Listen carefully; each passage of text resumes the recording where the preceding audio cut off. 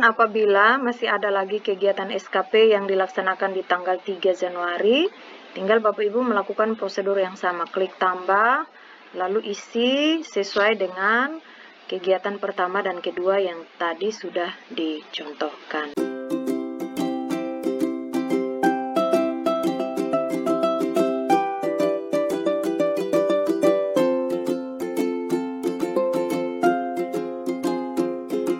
Nah, setelah kita mengisi SKP PP 30 kita, baik itu kinerja utama maupun kinerja tambahan beserta seluruh indikatornya, langkah berikut kita harus mengisi aktivitas.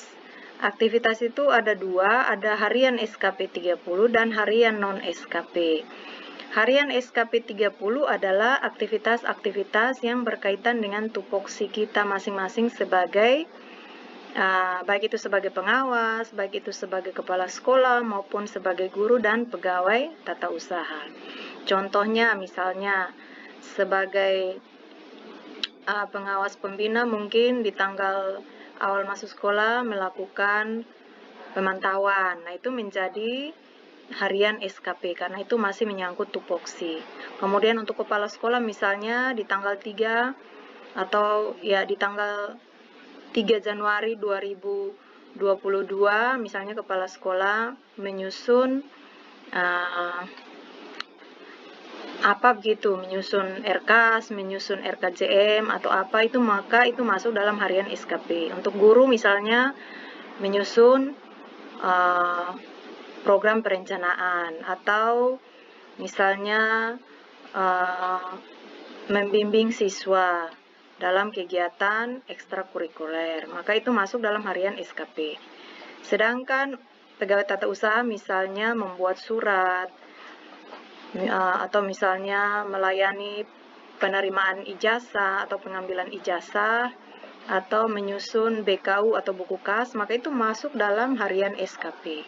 Sedangkan harian non-SKP artinya aktivitas-aktivitas harian yang tidak menyangkut tugas pokok, misalnya kita kerja bakti, atau kita menghadiri rapat, ataukah kita apel pagi atau upacara bendera, itu masuk di harian non-SKP. Kita mulai ambil contoh harian SKP 30. Nah, awalnya kita harus klik tambah. Kita klik tambah, kita menunggu sampai muncul tampilan seperti ini. Apabila kita sudah mendapatkan tampilan seperti ini, kita klik di tanggal. Nah, untuk pelaporannya itu diawali dari tanggal 3 Januari. Tetapi apabila di tanggal 3 Januari Bapak Ibu tidak memiliki kegiatan yang menyangkut dengan SKP, maka Bapak Ibu tidak perlu mengisi harian SKP 30.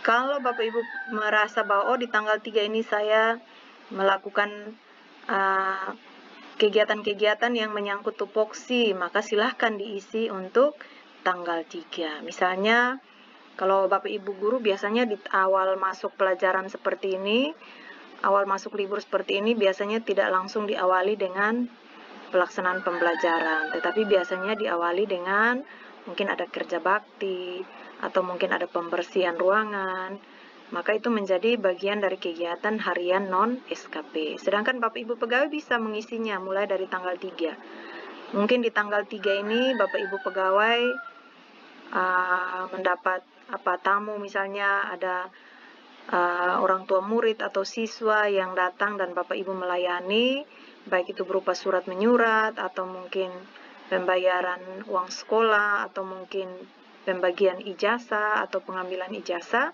itu menjadi aktivitas harian SKP 30. Kita ambil contoh, misalnya di tanggal 3 ini misalnya ya Bapak Ibu, misalnya di tanggal 3 kita sebagai guru sudah melakukan kegiatan yang menunjukkan aktivitas sesuai tupoksi kita, misalnya menyusun program perencanaan pembelajaran. Misalnya Bapak Ibu. Nah, di sini ada kata proses yang perlu dicentang atau tidak.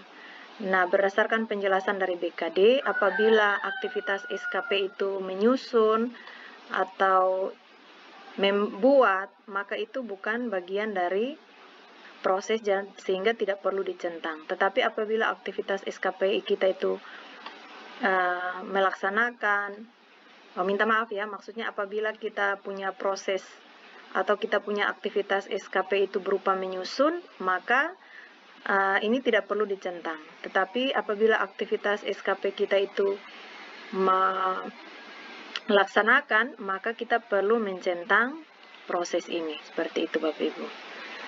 Nah, kita menyusun program perencanaan pembelajaran. Karena ini bukan melaksanakan, maka ini tidak perlu dicentang. Misalnya di sini kuantitasnya 1, satuannya kita coba cari program. Kalau program tidak ada, misalnya kita pakai dokumen. Kita pilih dokumen, lalu kita mulai kerjanya dari jam berapa? Misalnya saja kita kerjanya dari jam 8, misalnya ya Bapak Ibu. Misalnya dari jam 8 atau misalnya saja dari jam 7.45 misalnya.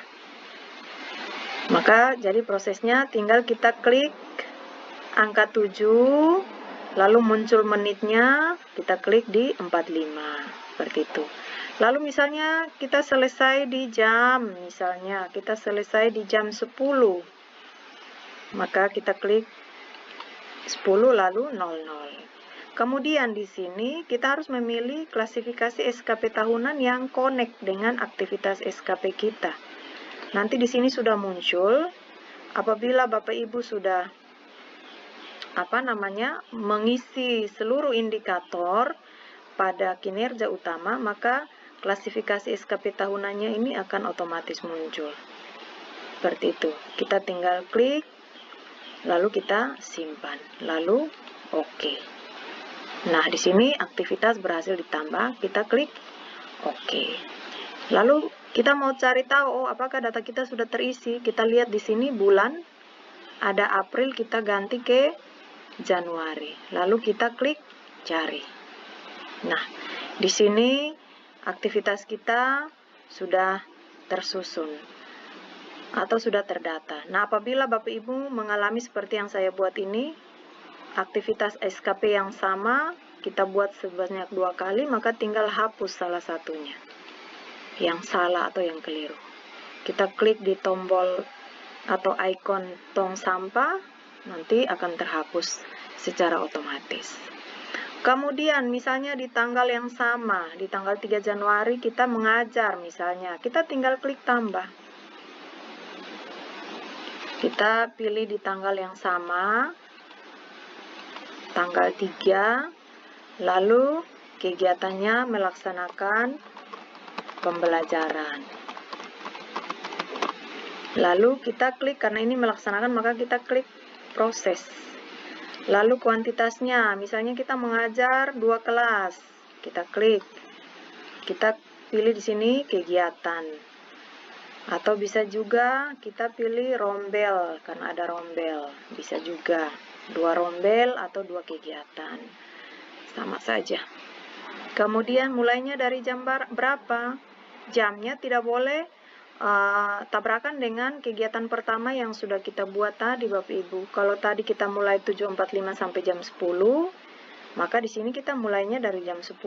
Kita klik 10, klik 00, lalu misalnya kita melaksanakan pembelajaran sampai jam terakhir. Misalnya jam terakhirnya itu kita klik di 13, lalu menitnya di menit ke 25. Lalu kita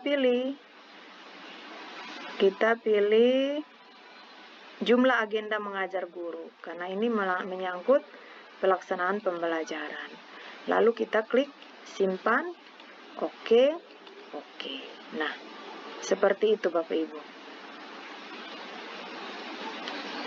Jadi jamnya itu tidak bertabrakan, tidak mungkin kita buat penyusunan program di saat kita sedang melaksanakan pembelajaran. Begitupun sebaliknya.